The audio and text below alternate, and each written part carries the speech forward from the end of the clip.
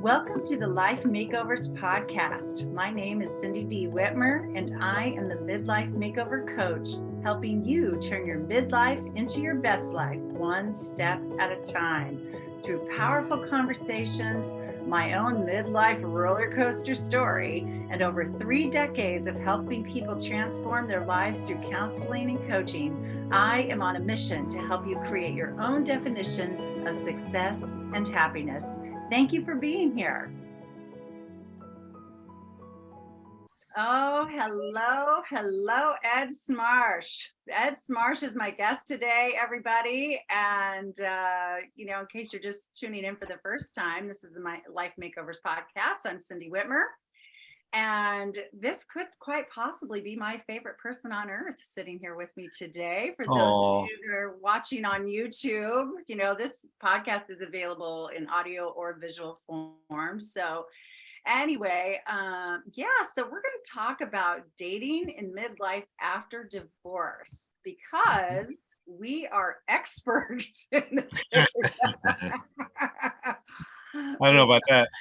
Well, I don't know either, but we've been through it. Both of us have been through that. We both had long marriages that we ended in divorces. And then several years after each of our divorces, we found each other online on Match.com and have been together ever since. And that's been, we're knocking on the 6-year door. Wow. 6 years. True. Wow. Time flown by. It's flown by, hasn't it? It really has. I really feel it has. And we've lived together almost 5 years, and we have been engaged for a year. So we've just been evolving over these last 6 years in lots of ways. And but Ed's been a guest of mine before in master classes I've done before, or Facebook Lives in my large Facebook group, the Midlife Makeover group. Because he brings a nice perspective from the male perspective, which women are often, mystified by. And so that's why I asked him to be here today. And he graciously agreed. So thank you, honey. I appreciate it. Oh, you're quite welcome. I can't wait. So what do you think? I mean, we're talking about dating after a divorce in the middle of our lives. So we're talking midlife here. We're not talking the divorces in the 20s, the divorces in the 30s. We're talking 40ish, 50ish, 60ish. And, divorce is hard, right? It's not easy probably for anyone. Nobody dreams of getting a divorce, but yet just because people get divorced doesn't mean they don't necessarily want, companionship again someday, or maybe even to get married again someday. So what do you think are some signs that a person is ready to date? Like, how did you know you were ready to date after your divorce, or what would you say about that? Yeah, it's in my mind, a lot of it comes from your degree of socialization. If you've committed yourself to your family and ex-husband or whatever that may be, why it's just a matter of, have you been getting out there and socializing? Sometimes people get lost in their families. So really, are you getting out there now? Are you meeting people at your different interest groups? If you haven't and you aren't, maybe that's someplace you better start first, because when you try to meet somebody in what we call a safe environment, which could be a church or a civic organization, other civic organization, or the gym, if you really just go in there, participate and leave and don't really interact, you're probably not ready. Because to get involved with another person romantically is one of those things where you can't just say, well, I'm going to jump from being totally wrapped up and consumed by my family to reaching out again. It'll be a struggle. Yeah, so you see it as a transitional thing where you need to be intentional and ready to socialize again, and really just ready to put yourself out there if you want company, if you want companionship, and to gravitate toward places where you feel safe and where you feel like you have some things in common with other people and that kind of thing. Yeah, and see that should be your what I would think would be your first safest option. Like for me, I like to go to the gym or exercise Mm-hmm. whether it's cycling or the weight room or soccer or something like that. Mm-hmm. Just try and meet somebody new. Is it easy for you? Or if it's somebody new, you have no idea who they are and you just clam up, you don't know what to say, you're probably not ready to start dating either, Mm. because you have to have some kind of interpersonal skills now dealing with people you don't know.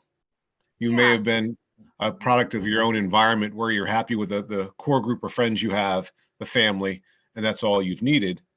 And now to try and make that switch to, well, I need to start meeting people I don't know, Yeah. men, women, whatever they may be, that Mhm. takes some homework ahead of time or practice. Yeah, it takes courage, doesn't it? And some confidence there to be able to strike up conversations with strangers or just feel like you're worthy of talking to, Sometimes I think for women, I don't know about for guys, but for women, a marriage, quote unquote, failing can be a real self-esteem, like, downer. And so Yeah. women can struggle with their own self-worth and wonder, gosh, is anybody ever going to love me? Is anybody ever going to appreciate me? Am I pretty enough? Am I thin enough? Am I smart enough? Am I whatever and all that stuff? And so we can get tripped up in all of that, which can keep people at home, isolated, alone, even if they're craving companionship. So yeah, building that courage and confidence is super important. And I think personally that it's really important to do some healing first, not Hmm. just, 5 minutes after you sign on the dotted line or get served papers or whatever the situation is that you're jumping back out there, but rather take a breath, kind of get to know yourself now. Who are you now that you've been through this difficult marriage and this difficult divorce or whatever? And just really kind of spend some time getting to know yourself again and sort of, healing from what's occurred. I don't know. Yeah. I Do mean, you guys think about that, or is that just me, the therapist, coach minded woman who thinks like that? I don't know. that's true because let's say if you're a guy, let's say you like to cycle and you fall, or that old adage, if you fall off a horse, you got to get back on. Well, when Yeah. it's just a physical encounter and a physical thing you're trying to overcome, that's a whole lot easier than a 95% mental thing you're trying to get over and get back engaged in again. That's a lot harder. Hmm. Yeah, I think so too. And I think sometimes people jump pretty quickly back into the social scene because they're lonesome and they're uncomfortable not being coupled, Mhm. or they're so used to being coupled a long time. And so they feel like they want to put that band-aid on quickly. And I think that can cause some problems. Yeah, and to try and do it in a vacuum is not a good idea either. I mean, you can ask some of your closer friends, how, we were at the park, what'd you think of my interaction with so and so? Or Mm, seek a professional, mm, like you, Cindy, as a matter, what can I do? What do I need to do? Where can I look at for a how-to book to start, or a mhm. safe place, and try some new skills that I haven't had to utilize in years or decades? Right. They're not God given, they have to be acquired and practiced to be effective. Yeah, and I mean, dating really changed a lot from the time you and I were, in high school and college, young adult age, and then now in middle age. There's a whole nother kind of dating that didn't exist back then when we were first daters in our lives, and that's online dating, and that's a whole other like circus to get to know too. So you talked a little earlier about dating organically, like meeting people organically and at the gym, at the church, at the organization. Meetup groups are great for that because meetup groups are groups of people that have something in common they want to Mhm. do, and they can be social friendship based, or you could look for people to date in those. And so, and but what did you did not date online at first either? No, I'm involved in a lot of organizations for different reasons and different things. And I Hmm. knew I had a large group of associate friends, shall we call them, and they had friends of friends. And that's Sure. how hey, yeah, I think you'd like to date this person. Or I know this person. I have a person I think you'd like to go out with. They Mhm. like to go listen to concerts and things. So that was always easier. But then I found out with my time commitments, um, in the old days, it was always, line of sight. If you see somebody you think you're attractive, then you try and talk to them. Now with onlining, you can get a whole lot more information a lot quicker as long as it's accurate.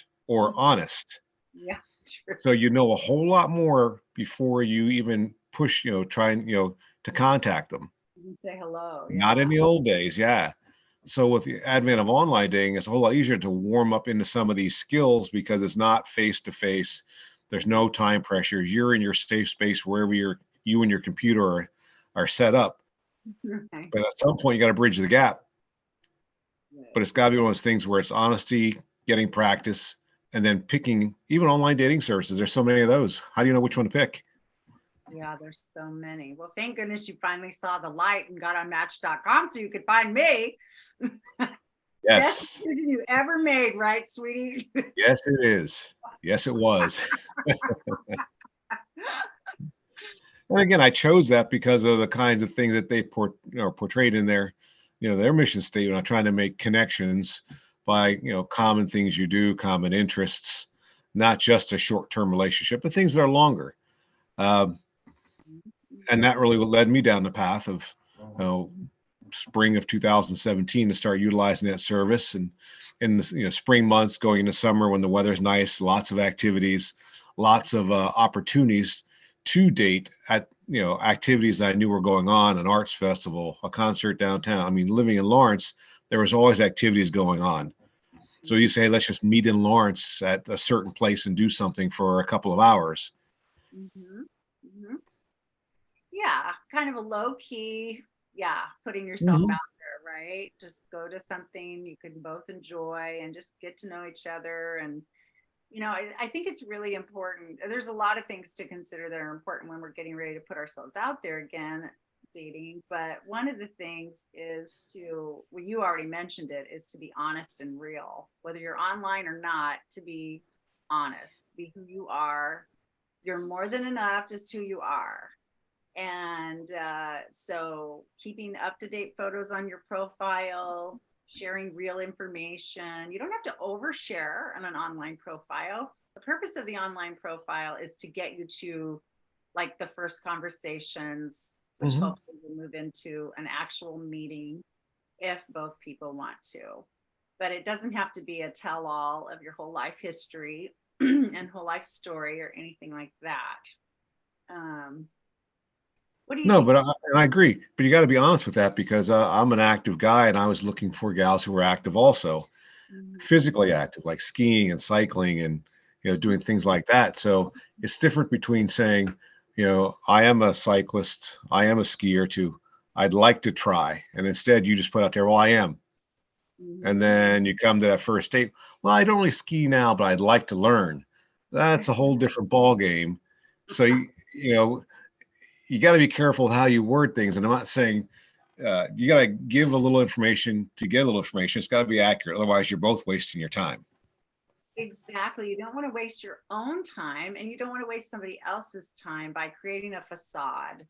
Um, Mhm.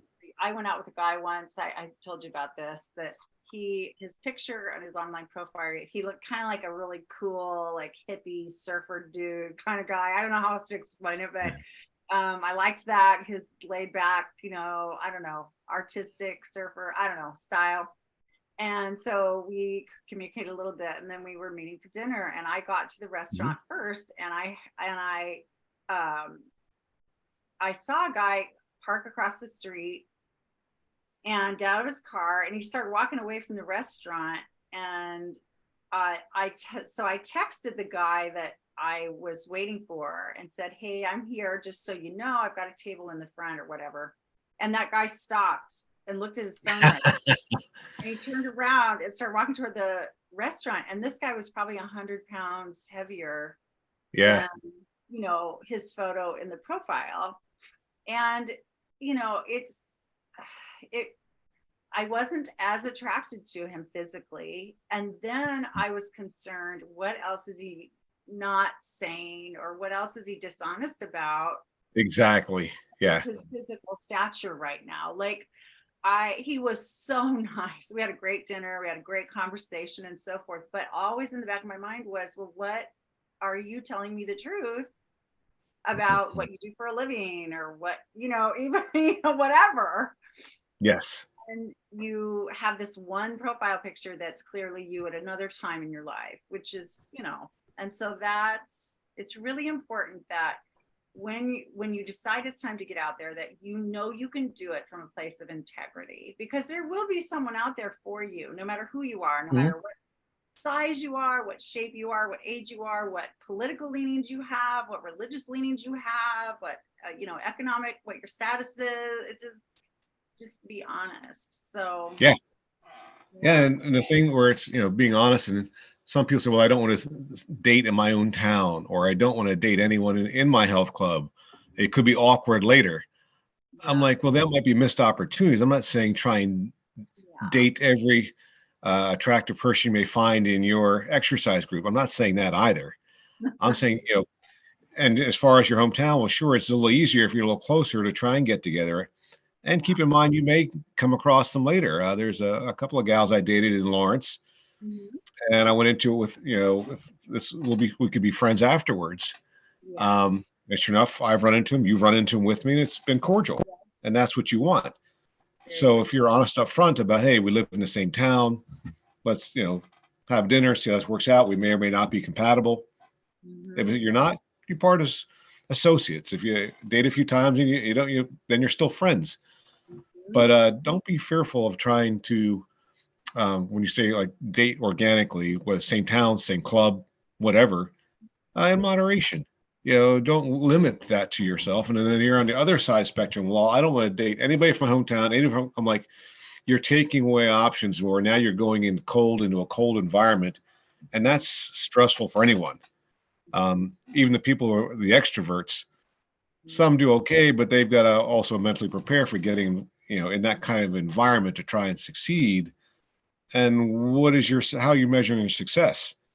Whether you meet somebody, I mean, do you have a couple conversations there, or a phone number, or move on, or it's just tough? Mhm.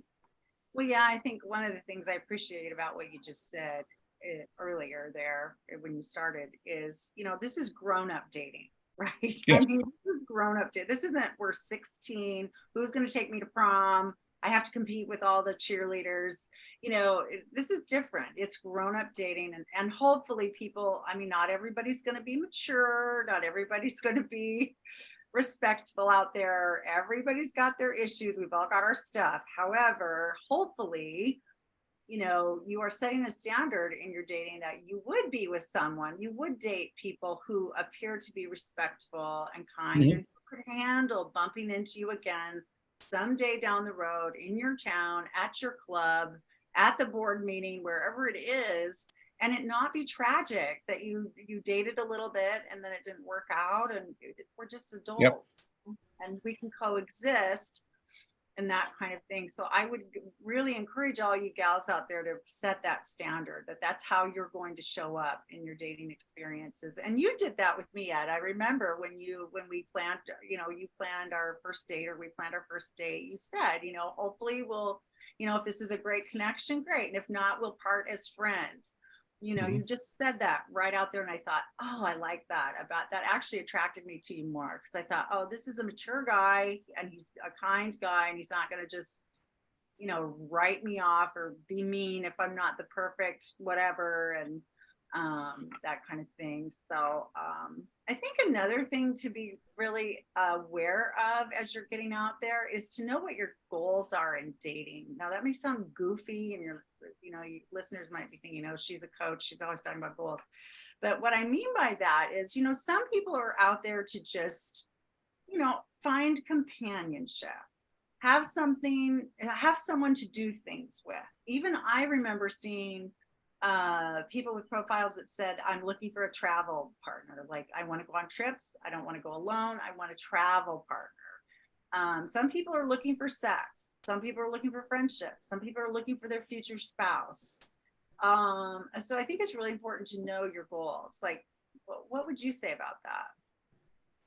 Yeah, and referencing back to the online dating service, you make some statements in there about what you're looking for.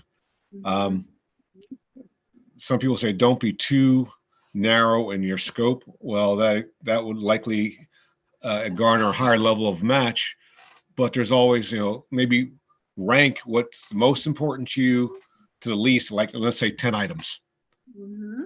and try and focus it that way, because it's just too hard to try and go through it and get exactly everything. And you may decide to start that way first. Hey, really narrow the scope of who you think you're looking for and see how many possible matches you get. Or if you change one of the criteria, it makes a big difference. Yeah, it does. I mean, there was a guy I remember reading on his profile, and we talked a little bit on the phone, but found out quickly we were not a good match. But he's a was a super nice guy. But Mhm. watching the news and talking through news, stories every day was super important to him. Like he wanted to be able to be with someone that he could really dive into, local and world news every day and really talk it out, talk it out, talk it out. Watch a lot of news, read a lot of news. And of course, as you well know, my listeners might know that I am I'm almost the opposite. Like I kind of want to know what's going on, but I don't live in the news not by any stretch. But that was super important to him. Like that was a Mhm. big deal to him. And like for you, that physically active lifestyle, that's really important to you. So know what are your deal breakers really too when you're getting out there and dating, what you hope for, what you want, but also the deal breakers. So some Mhm. examples of that come up for me are like, maybe you want someone taller than you or as tall as you, but it wouldn't be a deal breaker. If you met, Mr. Wonderful and he was 3 inches shorter than you wouldn't miss out on that opportunity just because of his height. But Mhm. maybe you're allergic to cats. And if he has a cat and he has a lifestyle where he wants to continue having cats, you couldn't live with him. So if you're looking for a future spouse, he's off Yes. the table. So know what your deal breakers are. Those things you're not going to compromise on. We've all got them, whether you know it or not, you've got them. It's important to know what they are. And then versus like you were saying, things you're really looking for that would be nice to be a part of their lifestyle or whatever.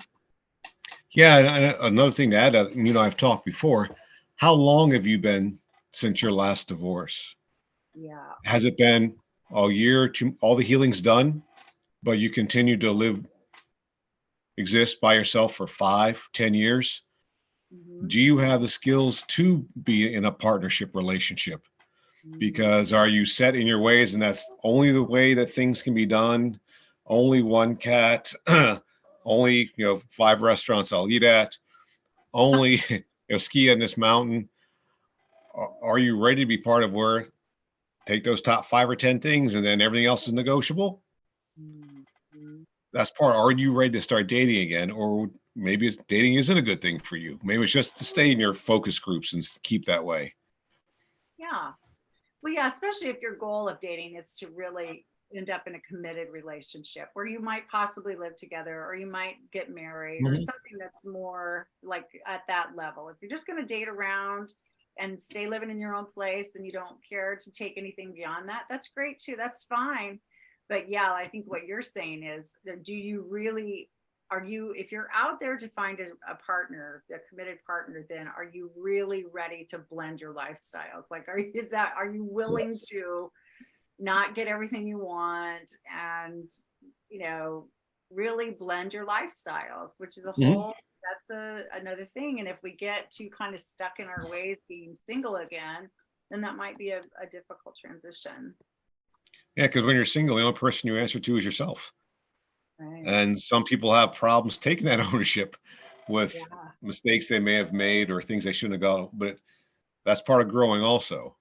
But if you get stuck in where it can only be this way, that's something you need to communicate up front. And if that's not something that's readily people are wanting, then you have no choice to make. Mm. Now, to switch gears just a little bit here, another thing about dating again for women, especially I hear this, is they're scared. Like they don't know how to feel safe or Mm. how to know whether to trust a guy or not. Um, so let's talk about safety a little bit. Like, I know that that when I was dating, I met you, I drove and met you at the restaurant where we had our first date. Like I was not going to have you pick me up. and take me there. I wasn't going to tell you where I lived, how to get in your car, none of that. If you recall, we did park side by side, not knowing each other's car. Yeah, I think he was stalking me, ladies. Let's just have a little side conversation here, because yeah, we had this long, lovely, fun dinner, and then he said, "Oh, I'll walk you to your car," and I'll be darned, his car was right next to mine. So who stalked who? I don't know. I think you stalked me. That's my story. Yeah, but that was pretty ironic because that's a huge parking lot there too. Yeah. Where not your typical little side restaurant parking lot by any means. But so yeah, drive yourself, ladies, Mhm. to meet people for dates. There's nothing wrong with that. If the guy has a problem with that, which I did have one guy he was very offended by that. I was like, oh boy, he's like on the list already. He's on the bad boy list already, Mhm. because it's nothing personal. It really isn't. It's an empowering thing to feel like as a woman, you can just get in your car and leave, if you need to, and you don't have to feel Mhm. vulnerable in any way, just in case you happen to, be meeting up with someone who ends up being a troubled person. I always had money with me as well, so I could pay for anything I needed to take care of myself in whatever way. I also had one of my best friends knew where I was at all times on dates for quite until I got into a serious relationship. Like she knew, oh, Cindy's at this restaurant this night, Cindy's at this concert this night, Cindy's, just so someone knew where I was, that loved me and I trusted and things like that. But do you have anything to say about that from a guy's perspective about, how, I mean, you're obviously a very mature, kind, respectful guy. So Keep have you going. ever Keep thought going. about the handsome, intelligent, um, but did you ever think about how to help women feel safe? Or, I mean, I don't know, or does that not enter a guy's mind about dating? Not, I mean, do you know what I mean? Yeah, because well, first dates were always for me. They were out in public places. We have a friend that's a pilot.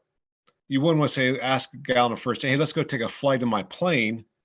That's a little bit isolating, and they're the only ones that know how to fly. What Yeah, happens if something goes sideways up in the air? Then what? that could be So yeah, deadly date, actually. yeah, that's down the road if you guys want to fly away to a romantic getaway, or oh, let's have a private picnic out in the farthest end of a state park. I don't think that's such a hot idea, particularly a sunset. Let's watch the sunset from the farthest place away. Like, Yeah. So it's you dark and know, quiet. yeah, it's going to be dark 5 minutes after sunset, and you're 3 miles from your car. So that's on the both people setting up the dates. I mean, the guy, a gal can suggest a second date. The guy could suggest a date. It doesn't matter, but they're always in public places because one of the things I read online. First off, make them public places. We've talked about a movie isn't such a hot idea because you can't talk. Yeah, But right. as far as being out there in public, yeah, it's public places, other people around. I'm not talking, we had some of our dates at some very large outdoor events, but we still felt we could talk. Yeah, yeah, absolutely. Yeah, that's a great point. Make sure your dates, especially your early ones with people, are where you can have conversation, even if you're experiencing something together. Like, don't go to a Yeah. movie, to a dark theater, and both be staring at a screen and saying nothing to each other or very little. That doesn't help you get to know the person you're with, and it's just not as engaging. It doesn't help them know you, and you want to know each other pretty quick. Again, this is grown up dating here. We're not trying to just ding around for 5 years to get to know someone, right? It's Mhm. different. So that kind of brings us to another subject, though, is how fast should we share information about past relationships or our divorces or whatever? What do you say about that? Uh, not for me, not first or second date, I would guess, because you're still talking about what your interests are. And it should take you a couple, 2, 3 dates to get through a lot of that, what your interests are and why, and some of your experiences you've had doing whatever activity it is. But then shortly thereafter, like, well, how long have you been doing that? Needs to be brought up pretty quickly because then you've got to have, if you're on the third or fourth date, you've got to give the person you already have some interest in the opportunity to ask questions so they can gauge whether this is a good thing or a bad thing. Has it been 2 weeks? Are they separated but not divorced? Has it been 15 years and you're the first guy she's gone out with? So that needs to come up, not first or second, but definitely, second, third, somewhere 2 through 4. And after that's going to come family. I mean, hopefully you've already covered some of that when we've talked about the things you like, and then it came up. My 2 kids and I, my 3 kids and I went to Europe for a few weeks a couple of years ago. Blah, blah, blah. That's a good experience. And then through that, hopefully they'll get out to that. But somewhere along the line, you have to address, are you ready? And that's going to, how long? There might be some detail, but I would say not a lot. We didn't get along for whatever reason. Yeah. If there's a tragic reason, you got to be careful, because that would be very awkward for the guy. Well, it was in a car accident. He passed and I didn't, 6 months ago. Yeah. If I'm the guy on the other end of that, I'm like, oof, that's how do you recover from that? I don't know. Yeah. I mean, there are those cases out there that you have to get through pretty quick.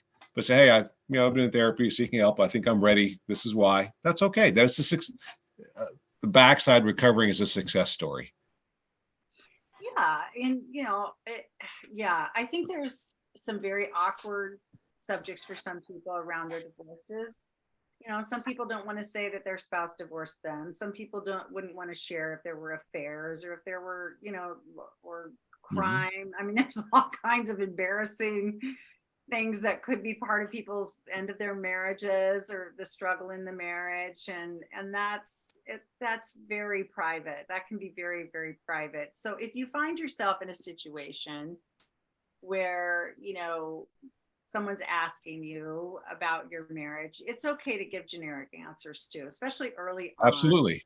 Yeah. And not to be secretive, but just to let's build up to those conversations. We're just dating right now. We're just getting to know each other right now. We can dive deeper the longer we go. Yeah, and keep in mind, if you are dating somebody in the same town where your ex still resides and or kids, that should happen probably the second or third date, because a lot of times you'll gravitate toward places you like where they might also be, and it would be very awkward if they didn't know that. And then second or third date, you show up and you have a not so good interaction with the past, with the new person there, and you didn't really tell them ahead of time. Oh yeah, they live 2 blocks down the street. That's them walking in front of the house now as you try to leave on your bike ride or something. So you gotta, weigh that back and forth of what your situation is like and theirs. If you're both from the same town, they don't live here, do live there, blah, blah, blah. Yeah, and kids are a whole other situation. Of course, by the time we get in later midlife, most people's children are grown. If they have children, that was yours and my situation too. We were empty nesters, and my son was in a gap year, I guess, a little bit. He was home with me for a while when we started dating, but not very, very long. He was back in college a few months after we started dating. But so what to do about adult kids? Like when you're moving into a dating situation, first of all, I would say, why even involve even adult kids until there's like a real relationship developing, right? I mean, our kids don't need to meet every person we go to dinner with in 2 years of dating or whatever. I don't know. That would be my opinion. What do you think? Yeah, mine as well. Unless they live there. I mean, my kids are all over outside the continent. Right. So it wasn't like, hey, you're going to run into one of them at a social event. That wasn't going to happen. Yours weren't local either. So it wasn't where we're possibly running into them. So wait on that, because hopefully through your past experiences that show what your interests are, that will come up. And then that's a segue into those. So you don't have to say, all right, let's talk about kids. That's like a drudgery, a prerequisite, something you're checking the box off that I want to cover, and I want to cover it in this date. I'm like, that's not such a flow of things or a segue into them. You should have already had that if this is a second, third, fourth date about your interests and them and some of your family issues. And hopefully the other person's engaging enough, they're active listening. An active listener will do what? They'll ask questions for clarification. too, since, if most of you are likely in the situation where your kids are grown, I mean, not all of you are, of course, some of you still have kids growing up, and that's a totally different scenario. Mhm. Um, I would be all the more protective, I would say, of introducing people if your kids are still in your household growing up, for those of you that are in that situation for sure, because Yeah. kids don't need to go through the stress of meeting someone who may be a potential partner, maybe a future stepfather or stepmother or whatever. They don't need that. They've got enough. They're adjusting also to your divorce and who knows what else based on it. Like when my parents got divorced, I also had to move. I had a whole new school, didn't know anyone, new town. I mean, there were so many adjustments. The last thing I would have needed was to be introduced to some new man or woman in my parents' lives that were just going to come and go out of our lives. That just, Yeah. I mean, that's, imagine all the movies that have already been out there and portrayed with what can happen when you bring home the new boyfriend or the new girlfriend with the middle school kids and what they do to them, what they could have done to oh, them. yeah. That's been glamorized enough, and I'm sure it happens because the understanding is a lot different versus an older child, a high schooler, Yeah. collegiate, or after, then Yeah. their understanding of what's out there and what's going on and why. Well, and the other thing is that parents have a right to their privacy, right? Your kids don't need to know everything you're doing or everyone you're meeting or how you're trying to find, companionship again in your life or when you're getting out there. I mean, they don't need to know all of that. It's really Mhm. okay. So you can keep some level of privacy as well. But with adult children, it's a little different. I think you and I handled this quite well. I mean, it seems like we just slowly incorporated, or my interpretation of this is that we slowly incorporated each other's kids in our lives. And now we've got, I mean, full blown, I think, close relationships with, I mean, I feel close to all your kids for sure. And now there's 10 between us with our biological kids, their partners, their spouses, grandkids. Our Yeah, family, it's growing. we had 12 stockings hung by the chimney with care at Christmas time. But it Yeah, was a slowly evolved relationship, don't you think? sure it was because a lot up front was just you having calls with your kids, different room, me having calls with my kids, different rooms, so common calls. Then COVID hit in 2020, then poof, everything's right now to video chatting. I mean, we Right. had started doing that before a little bit, but that was now the primary mode. And then it was usually both of us because why, again, waste our time with hearing it once, then having to repeat it. Right. I have a conversation. Oh, what they talk about? Well, you have half an hour and you spend an hour on the phone. It was easier just to do it together and more, we could both ask questions then. Yeah. So it was gradual. Yeah. It's been a good thing. So another thing that are always on people's minds when they start dating again is sex. Like when is it time? If I should have sex, when should I have sex? When can I, start that part of my life again? What do you have to say about that? Yeah, all I can say is that there is no set boundaries for that or time. Uh, Everybody's different. Everybody's different. And it depends on how high up the prior list is that for you or the potential partner. Yeah. Um, I'm not going to say it's good or bad. First date, 10th date, 20th date. I don't know. That depends on you and what you think is reasonable for the kind of relationship you want to have down the road Yeah. and how high the priority is for you. Um, I Yeah. think maybe the more young you are, the more important it is. The older, maybe less so, but it's still part of a relationship. So when you have it, you have to figure that out between the two of you. Yeah. Yeah, I love what you're saying there, that there's no right or wrong or one way, or Exactly. Yeah. but to know our own comfort level of when we feel ready or what we need to feel ready to enter into that part of a Mhm. relationship with someone, I think is really important. And it's okay, nobody owes anybody sex.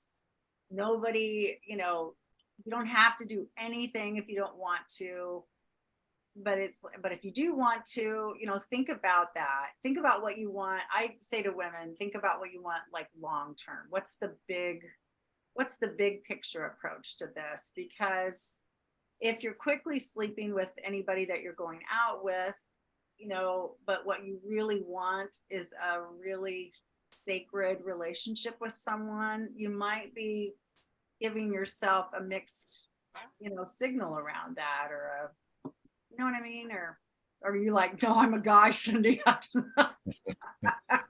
No, that's again, you guys figuring out, because if you are, your conviction for whatever due to religious affiliation, whatever, is like, no, we know that close relationship until we're married, then that needs to be said fairly upfront, Yeah. because dating in middle age is usually not going to be, we have to jump into a marriage. You say, Mhm. well, and that might be months or years down the road to say, well, we're going to have to wait till then. You just explain that.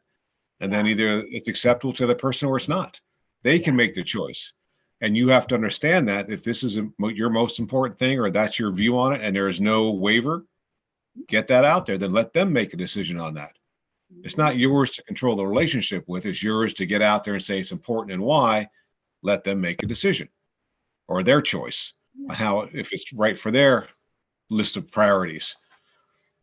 Yeah, for sure. Yeah, absolutely. And again, we're grown-ups, so we ought to be able to talk about this. Like, we ought to be able to talk about this and not just get ourselves in a corner and go, Hmm. uh-oh, and but rather have an actual conversation about it if you want to beforehand. And, some would say have STD testing beforehand too, in terms of safety for everybody. By the time we've gotten into the middle of our lives, we've been sexually active people before. We don't know each other's histories necessarily. You never know. If you want to be ultra safe, you could also, make that request and do that Hmm. yourself. There's nothing wrong with that. If someone kind of bumps up against that with you, that tells you something about that person and their comfort level or what they're willing to do, and that teaches you yet another layer about someone. And those are great things to learn. Sure, it is, because also, like, how long, you'll have talked about how long since you've been divorced. If it's been that few months and you're just starting to get back into it again, that gives you some kind of an idea that, you know, there hasn't been several partners, but that should be a discussion before you get to that point. And Yeah. it doesn't have to be in detail. I'm not, no, that's a no. It's just, you have been or you haven't been prior to this discussion. That's all you need to get involved in. Yeah. And then have that discussion about safely exploring that option, because it'll affect both of you and then both of you going forward. And if this turns out not to be the right person and there is an issue and it wasn't discussed, now it's an issue for both of you, whether you want it or not. Yeah. And that's not going to end well for either of you. It's not a good scenario at all. No. It's for sure. And if you think you can't talk to someone that you're dating about sex, then you want to ask yourself, what is it about me that I feel like I can't talk to this person, or what am I experiencing with this person that I feel like I cannot talk to them about this? And then again, the bigger question, what are you looking for? What do you want? Like, I was looking for a lifelong, intimate relationship. And so I had to know that I could talk to someone about any subject at all, basically, eventually, to get there. And so if there was some guy I was out with or was getting to know, and I felt like I couldn't talk to him, or he, didn't act like he wanted to hear or have conversations with me that were about deeper things, that told, I knew, nope, this isn't my person. And Mhm. there's nothing wrong with that. It's okay. So, how do you know if when you should get married again, if that is indeed your goal? What would you say about that for people looking I for? keep referencing back to that top 10 thing we talked about with your top 10 priority list. Is it a top 10 or is outside the top 10, but still an issue I want to resolve? The Yeah. further down the relationship you go, that has to be discussed at some point, because now with society the way it is, there's not pressure to be married. No Mhm. one really, I don't think, is judgmental whether you've been there 5 years and not married, 20 years married or not married. It doesn't make a whole lot of difference in what works for your relationship. Mhm. Um, we both have friends that have been married for years, some friends that have been partners for years and not married. Yes. Uh, doesn't matter. Um, it's what's my relationship with them, whatever their situation may be. But Mhm. that discussion needs to be held fairly early. I mean, and the Match.com thing is, we're not pitching that. It's just that that was one of the questions, Yeah, and you got to be truthful. It was yeah, saying, it's, I'd like to, I think I may. Okay, talk about it. That's not going to be your first date. yeah. I mean, I wouldn't like to have that. All right, Ed, I'm looking for somebody to marry. I'm like, Would you like to okay, apply for the job? yeah. What about the other discussions up front first and other experiences Hey, we had? salad, you want to get married? Uh, and the same thing, if that's your number one priority, you better spell that out front, because then if it's spelled out front, that's what you want to do. Then you're probably going to discuss it. You're getting into where you're meeting that person. I would have thought that would have been done at the texting or emailing back and forth right away. But if it comes to the first date and now that's on the table, that is probably, I would think, too large or too important of a topic to discuss that early.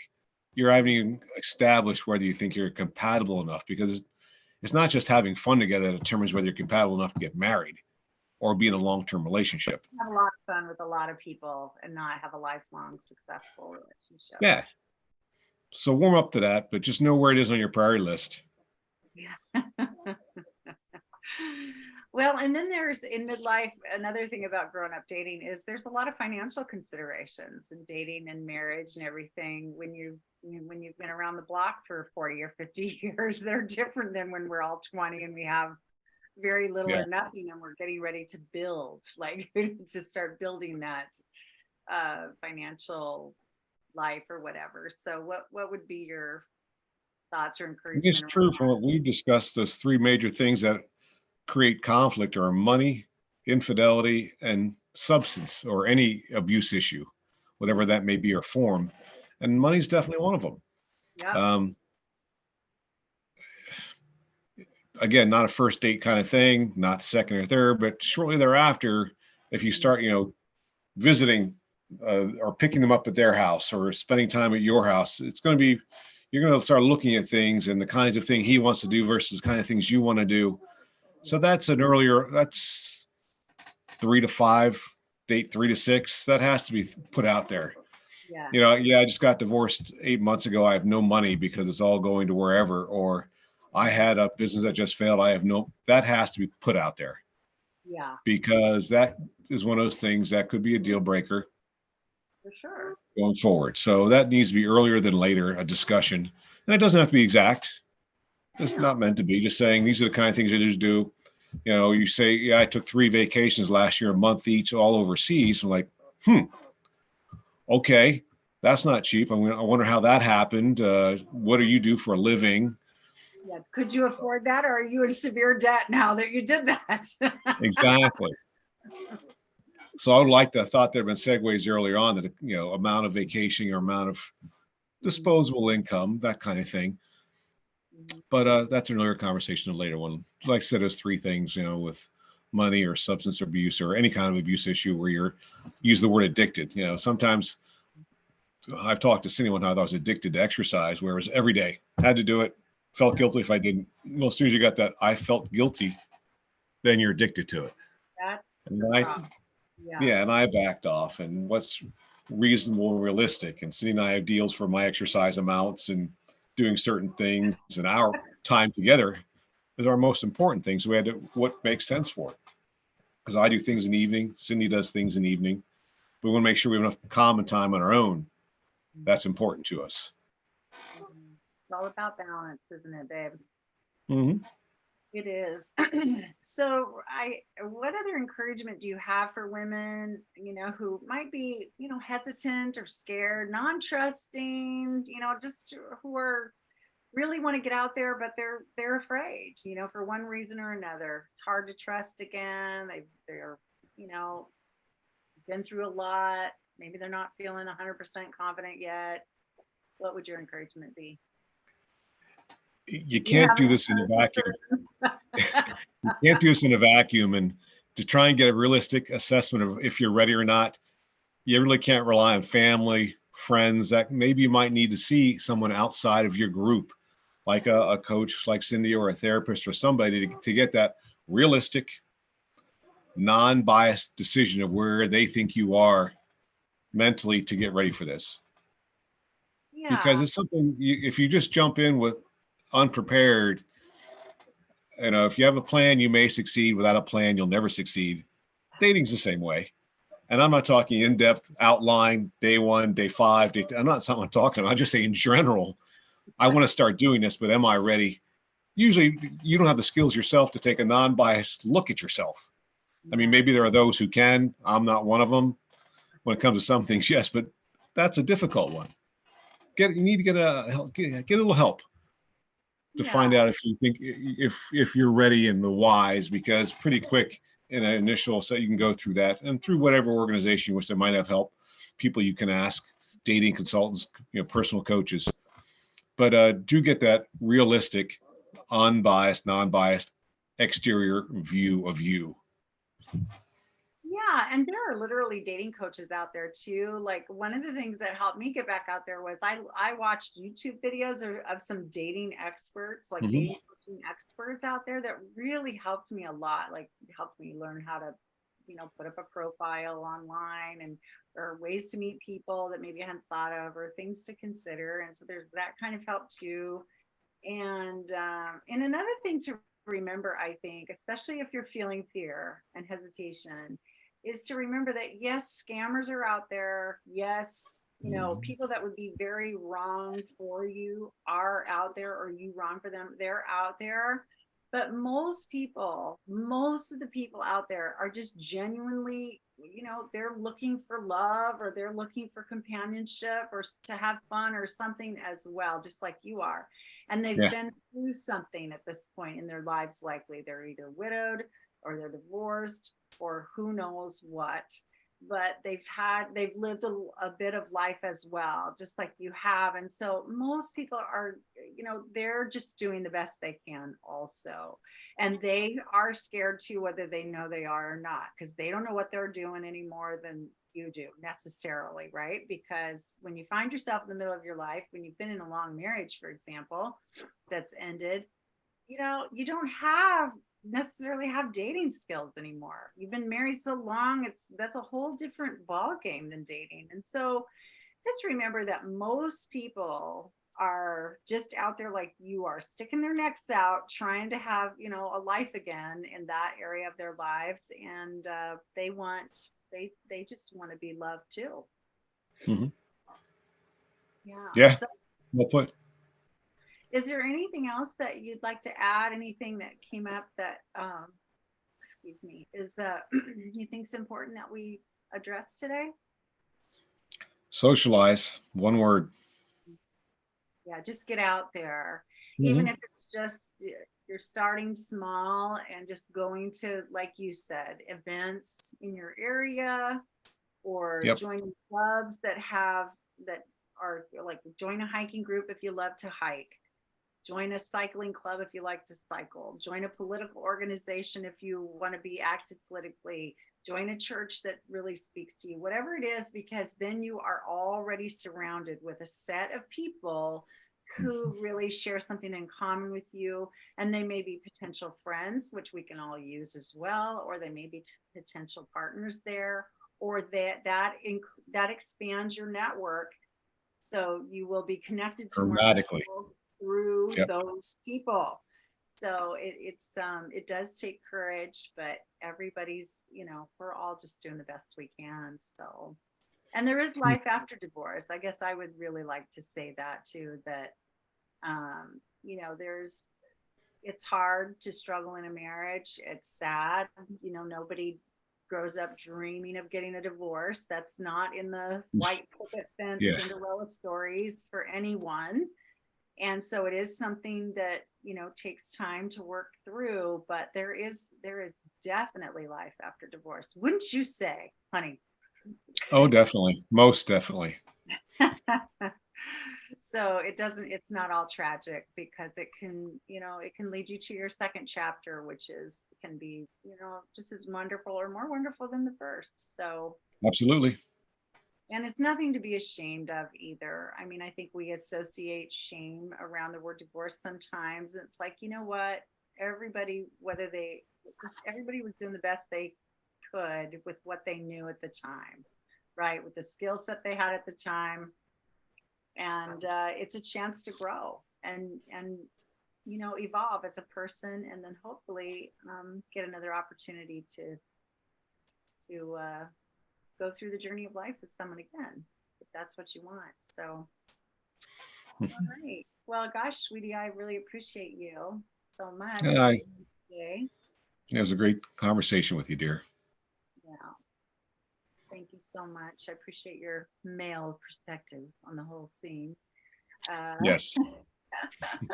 Anyway, I hope this was helpful, ladies, and I will talk to you again soon. Bye bye. Thank you so much for listening to the Life Makeovers podcast. Please like, subscribe, and share this podcast with those that you think would also benefit from what we're doing here. And I will talk to you again soon.